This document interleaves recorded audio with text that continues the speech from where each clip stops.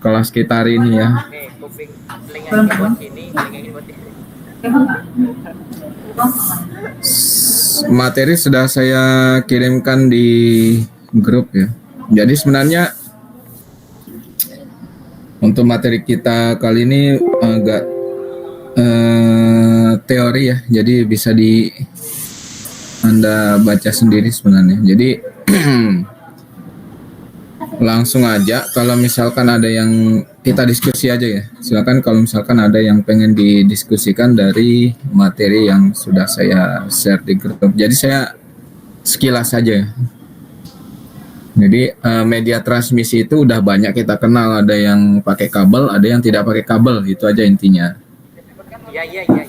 Nah, yang pakai kabel entah itu berbentuk fiber optik, kemudian koaksial, twist pair, yaitu guided media, maksudnya media yang bisa diatur ya, karena kelihatan fisiknya kabelnya ada, tapi kalau yang unguided media itu yang nggak bisa kita kontrol ya, karena dia berupa gelombang radio aja di udara gitu, nggak kelihatan fisiknya.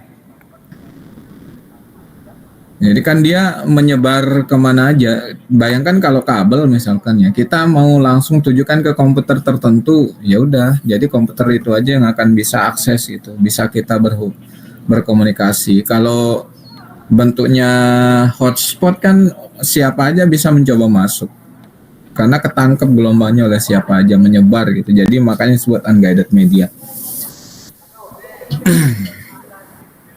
Itu ya, jadi intinya ini ada yang guided media itu yang kabel ya, koaksial, fiber optik, kemudian twist, kemudian koaksial sendiri ada yang baseband, ada yang broadband, yang twist itu ada yang unshielded, ada yang shielded, ada yang pakai lapisan di dalamnya, ada yang enggak ya. Jadi twist itu berpilin, kalau Anda lihat kabel jaringan itu ada, dia dikelompokkan dua-dua kabelnya itu. Oke. Nah, ini yang guided media tadi ya. Ada yang twist pair kabel, koaksial, kemudian fiber optik ya. Jadi dia lebih ini sih sebenarnya, karena fisiknya ada, lebih gampang diatur. Kemudian bisa dibatasi ya transmisinya, mau ke siapa aja tertentu gitu. Beda kalau gelombang radio karena dia nyebar. Kita agak sulit mengontrolnya. Nah, jadi gelombang radio itu merambat melalui media-media ini. Sinyal gitu. Kalau yang fiber optik tentunya yang merambat itu berupa cahaya, kalau yang lainnya itu berupa sinyal listrik, baik yang twist pair kabel maupun koaksial kabel. Ini bentuk fisiknya. Kalau yang shield, twist pair kabel itu ada lapisan, ada shieldnya. Ya, ada shield. Kalau yang unshielded, dia ini ya, ada kabel seperti ini, tapi nggak ada kabel lapisan lanjut. Ya, jadi ya udah kelihatan kabel UTP ya, paling sering kita lihat kabel UTP itu dia cuma ada jaketnya, kemudian kalau di dalamnya itu kelihatan langsung kabel-kabelnya berpilin dua-dua. Kalau yang shield itu ada lapisan lagi, di masing-masing kabel itu ada lapisan lagi, kemudian ada lapisan sebelum jaket itu ada lapisan lagi shield ya, for foil or foil shield gitu. Nah, di kabelnya itu sendiri ini kalau kita perbesar seperti ini, dia ada konduktor, kemudian ada insulator. Ini insulator itu fungsinya untuk sebagai antisipasi untuk interferensi ya, mencegah interferensi dari gelombang radio tersendiri ya, untuk menghindari crosstalk. Coba nanti di kedepannya nih. Nah, ini yang twist pair itu ada konektornya, ada RJ11, ada RJ45. Kalau yang RJ11 itu lebih kecil, kalau RJ45 itu lebih besar. Kalau yang RJ11 biasanya ini ke arah teleponnya. atau dari telepon ke apa namanya router ya, biasanya. Tapi yang paling umum dipakai telepon. Kalau yang RJ45 itu ke komputer-komputer yang dicolok komputer itu. Ini perbedaannya. Jadi lubangnya itu lebih kecil karena memang J11 lebih kecil. Kalau J45 itu lebih besar. Nah ini EMI itu electromagnetic interference. Jadi menghindari interferensi ya, saling pengaruhi antara gelombang. Misalnya apalagi kalau ada crosstalk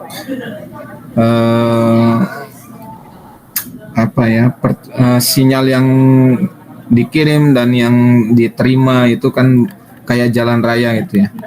Ada satu jalan, dia 2 jalur, boleh ke utara, boleh ke selatan di jalur yang sama. Itu bisa saja terjadi serempetan dan lain sebagainya, itu yang disebut dengan interferensi, saling mempengaruhi walaupun nggak terlalu besar ya, tapi itu akan menimbulkan noise, ketidakmurnian dari informasi. Nah itu dihindari, caranya itu ya menggunakan shield ya.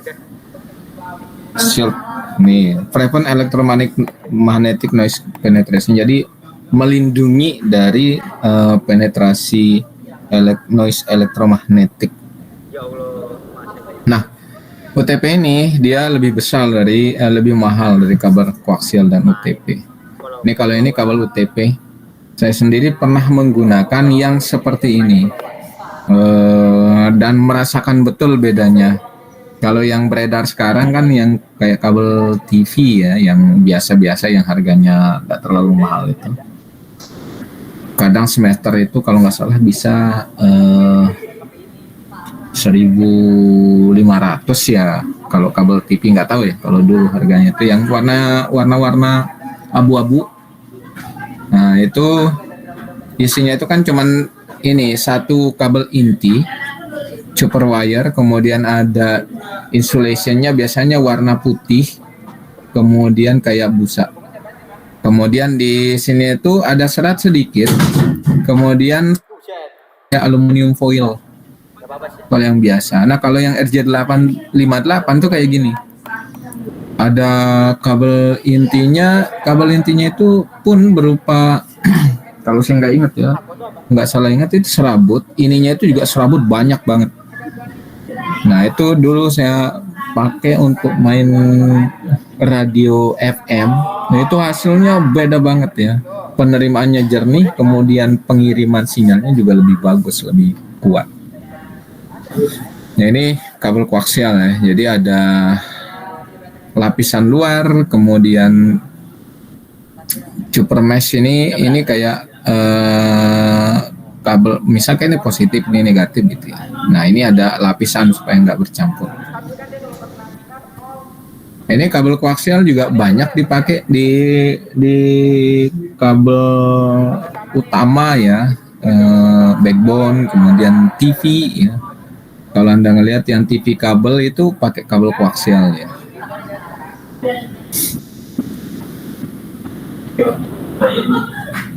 Ini. Nah, ini seperti tadi ya, ada RG59 ya, impedansinya 75 ohm. Kemudian RG58 itu 50 ohm ya. Ini biasanya dipakai di kabel TV, kemudian thin Ethernet. Ini yang thick Ethernet. Yang RG11. Kemudian RG58. Masing-masing ini ada konektornya sendiri-sendiri. Ya, konektornya seperti ini dia.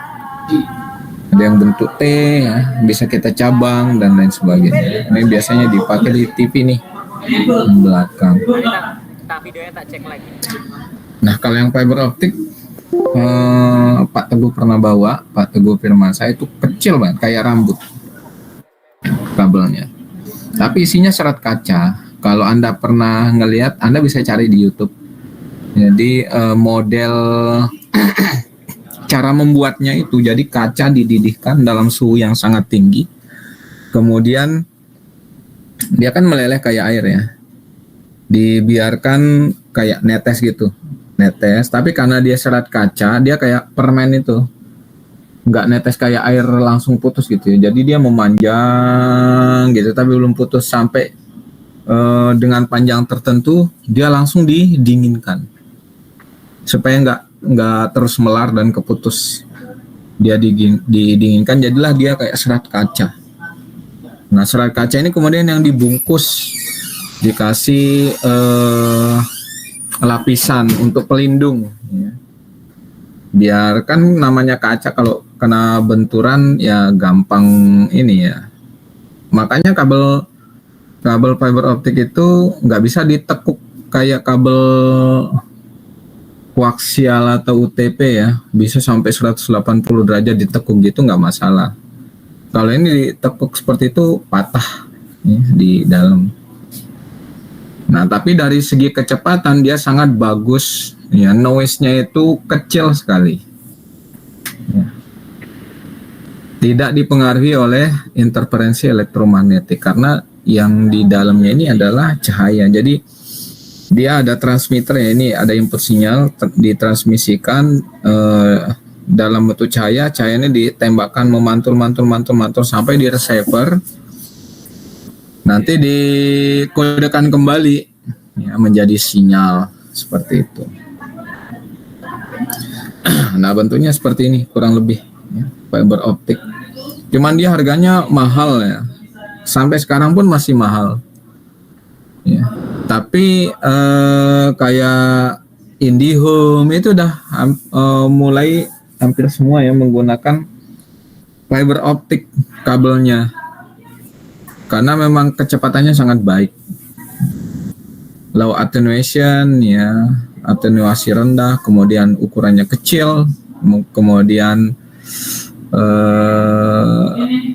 ringan gitu, sangat ringan. Kemudian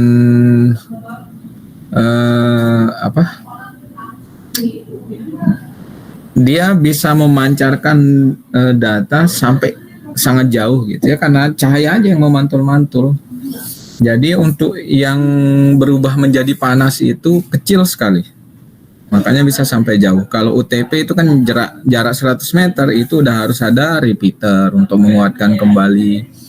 Baru disambung lagi dengan kabel UTP berikutnya. Demikian juga dengan koaksial.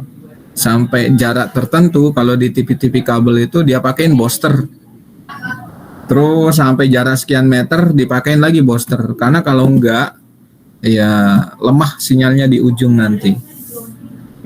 Karena banyak yang berubah menjadi panas. Sinyal-sinyal listriknya kan melalui tembaga. Nah itu tembaga itu ada hambatannya juga.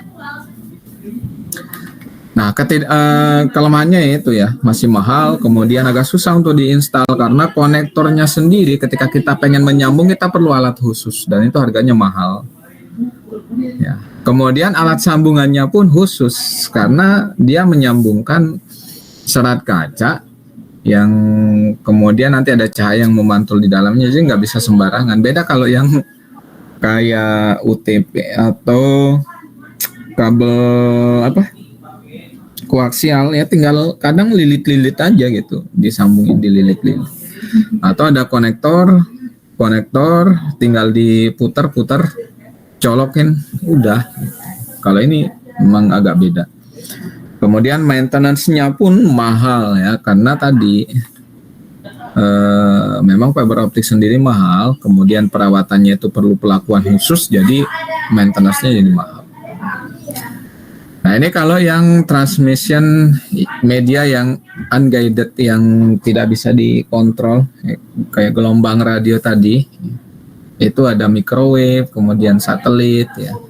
Kemudian gelombang radio, inframerah. Itu ada beberapa jenis. Jadi dia lebih ke spektrum elektromagnetik. Nah, ini dibagi-bagi spektrumnya itu panjang gelombangnya. Kalau misalkan dari 10 pangkat 3 sampai dengan 1 itu radio wave ya, gelombang radio, kemudian gelombang mikro ya. Kalau lebih kecil dari itu sampai 10 pangkat min 3. Ini lebih kecil lagi 10 pangkat min 5 itu inframerah ya. Kemudian visible light artinya cahaya yang masih tampak oleh mata. Kemudian ultraviolet, X-ray, ya, gamma X-ray. Ini peruntukannya. Ya, kalau gelombang radio ya sudah kita maklum ya, untuk radio, TV, kemudian komunikasi, ya, radio amatir dan lain sebagainya, ya, komunikasi pesawat, microwave oven, ya, pemanas itu menggunakan gelombang. Kemudian remote TV kontrol itu inframerah dipakai, makanya kadang harus lurus gitu ya ke penerimanya, baru dia ganti channel. Kemudian night vision Google, ini kacamata apa ya, kayak kalau malam itu masih bisa ngelihat karena dia memanfaatkan spektrum cahaya dan seterusnya. Ini ada banyak fungsi, jadi nggak melulu untuk komunikasi. Nah, kalau gelombang radio dia tentunya ada amplitude, ya, ada puncak gelombang, ada lembah, ya, ada bukit, ada lembah. Jadi satu frekuensi itu satu hertz gitu. Dia punya satu puncak, satu lembah. Jadi kalau misalkan ya kita ini ada berapa frekuensi, ada berapa hertz, kita hitung nih. 1 gitu. 2 sampai sini 3. Jadi dari sini sampai sini itu ada 3 hertz. Ada 3 puncak dan 3 lembah. Nah, kalau yang gelombang panjang ya, itu frekuensinya rendah, ya, karena misalkan dalam satu ini aja, ini cuman dari sini 1,5. Kalau yang frekuensi tinggi itu agak rapet ya gelombangnya, jadi sini tuh bisa sampai 2, 1, 2 gitu. Kalau kita bandingkan ya sini sampai sini, jadi makin rapat gelombangnya itu frekuensinya makin tinggi, tapi panjang gelombangnya itu makin pendek, ya. Jadi kalau makin panjang gelombangnya frekuensinya makin rendah, makin pendek panjang gelombangnya itu frekuensinya makin tinggi, seperti ini. Nah, ini band atau kayak pita ya dari gelombang radio. Tadi ada yang kurang dari 3 kHz itu panjang gelombangnya lebih dari 100 km. Kemudian ada yang very low frequency atau PLF, ya, dari itu dari 3 kHz sampai dengan 30 kHz. Nah, itu panjang gelombangnya 10 sampai dengan 100 km dan seterusnya. Nanti ini bisa dibaca. Nah, jadi kalau kita berbicara ya untuk yang di gelombang radio, seorang penyiar dia kan berbicara di mic, kemudian mic-nya akan dirubah menjadi sinyal-sinyal listrik, ya, masuk ke amplifier, ya. Untuk bisa menjangkau jangkauan yang lebih luas atau kemudian disiarkan ke semua orang, dia tentunya kalau di radio itu ada pemancar, ya, antena yang tinggi ini kemudian dilakukan untuk melakukan broadcasting, penyebaran informasi, jadi ke segala arah. Jadi radio station radio station itu mentransmisikan gelombang radio menggunakan transmitter, kemudian diterima oleh receiver, ya, bisa berupa radio, handphone dan lain sebagainya, karena handphone pun bisa digunakan untuk mendengarkan broadcast dan lain sebagainya. Nah, di device entah itu radio, handphone dan lain sebagainya itu ada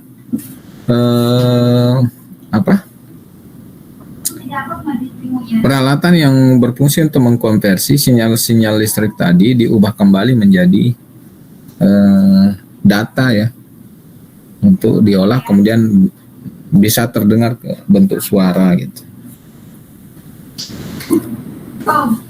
Nah, ini macam-macam antena yang digunakan untuk mentransmisikan. Ada istilahnya omnidireksional. Kalau omnidireksional itu dia menyebar ke segala arah, ya, ke segala arah dia. Dari sumber itu menyebarnya ke segala arah. Ini banyak digunakan untuk radio. Jadi Anda berada di posisi manapun, entah itu utara, selatan, ya, timur, barat, dan lain sebagainya, itu bisa mendapatkan atau bisa menangkap sinyal radio tersebut gitu.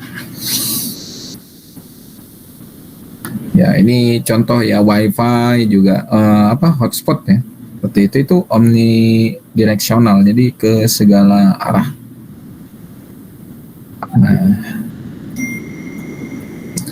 ini biasanya digunakan untuk radio AM, FM ya, kemudian televisi. Nah, ini spektrum radionya tadi juga udah kita bahas ya. Jadi yang sangat tinggi ya, extremely high frequency yang sampai gigahertz itu biasanya diaplikasikan untuk radar, ya, komunikasi radar, kemudian remote sensing ya, pengaturan jarak jauh, kemudian radio astronomi dan lain sebagainya. Kemudian super high frequency ini juga pakai radar ya. Jadi radar itu pun ada tertentu, biasanya radar yang untuk militer, kemudian komunikasi penerbangan itu belum tentu sama frekuensi yang digunakan. Ya, komunikasi satelit ya, kemudian aircraft ya, ini untuk navigasi penerbangan, radio astronomi ya, remote sensing. Kalau yang UHF, nah itu biasanya dipakai untuk TV. Jadi sering kita lihat ya, silakan tune ya, misalkan TPX di sekian-sekian UHF atau di PHF sekian gitu, dan seterusnya. Jadi masing-masing panjang gelombang ini itu digunakan untuk peruntukan yang berbeda. Nah, kalau yang microwave ya, transmisi microwave ini ada yang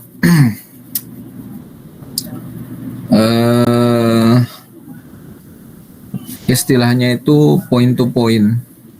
Jadi dia harus berhadapan betul ya. Arah yang pemancar dan penerima itu berhadapan. Baru dia bisa saling terima dengan baik.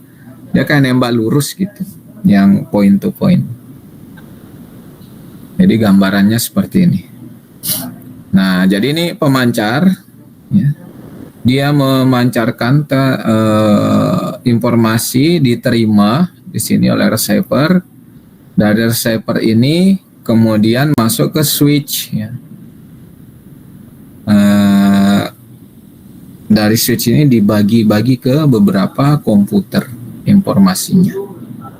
Seperti itu.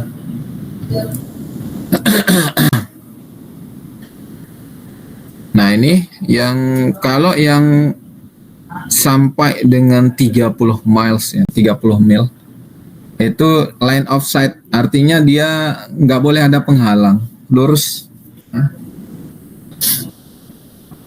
Nih, kalau misalkan kita pengen ya dari relay station satu ke relay station yang lain, ini jadi ada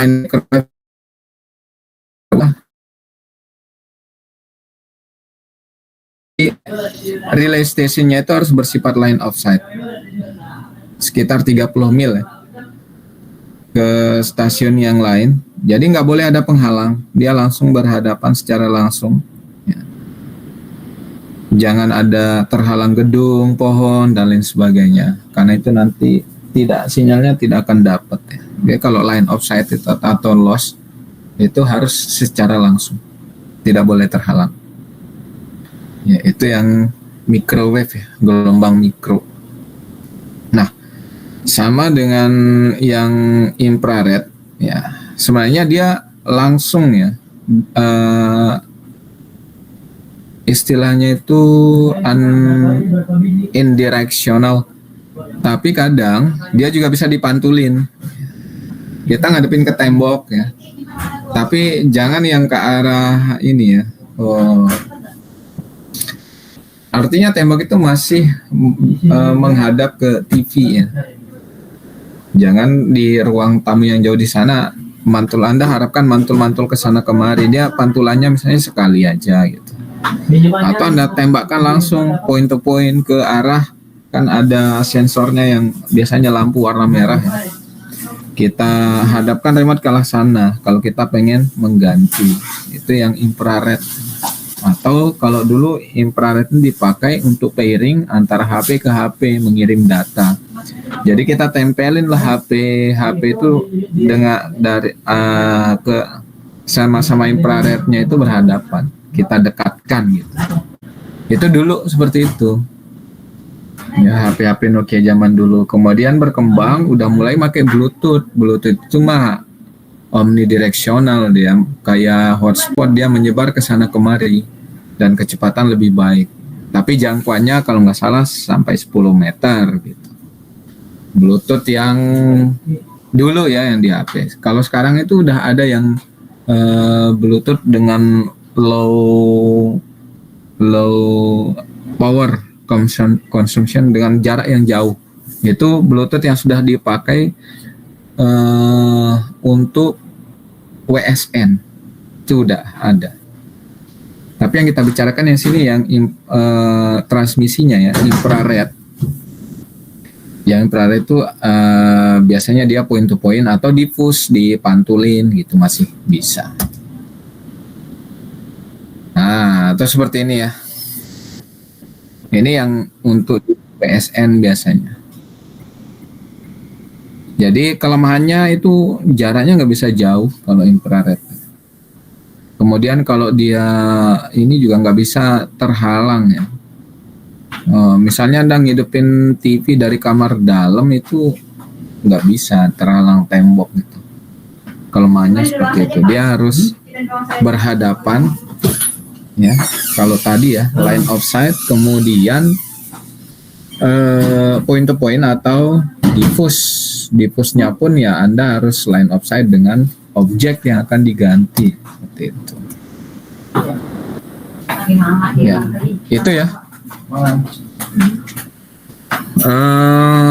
Ada yang ingin didiskusikan?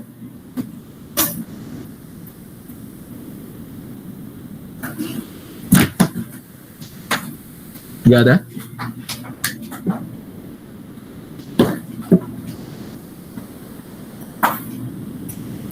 Baik, kalau nggak ada saya cukupkan ya untuk bahasan kali ini. Nanti kalau yang di UAS mah yang hitungan seperti kemarin ya, yang Manchester, diferensial Manchester ya. Nanti ada yang cek error sum dan lain sebagainya, nanti kita bahas. Baik, saya cukupkan.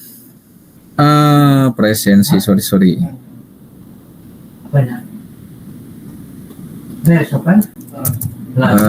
Siakat.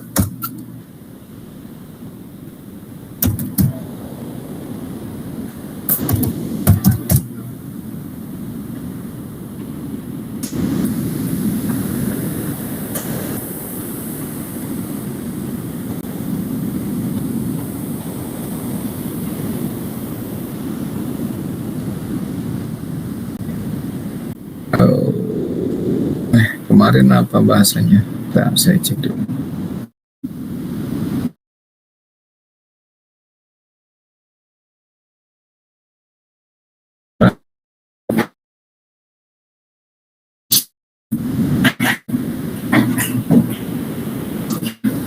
Apa tadi? Media transmission.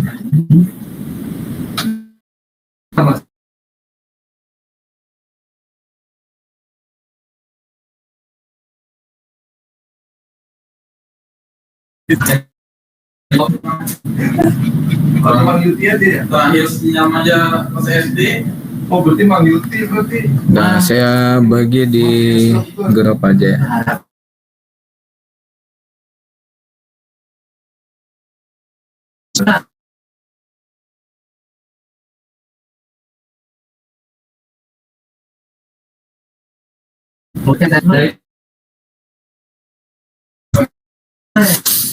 Oke, baik. Saya cukupkan ya. Terima kasih atas kehadiran Anda. Assalamualaikum warahmatullahi wabarakatuh. Waalaikumsalam.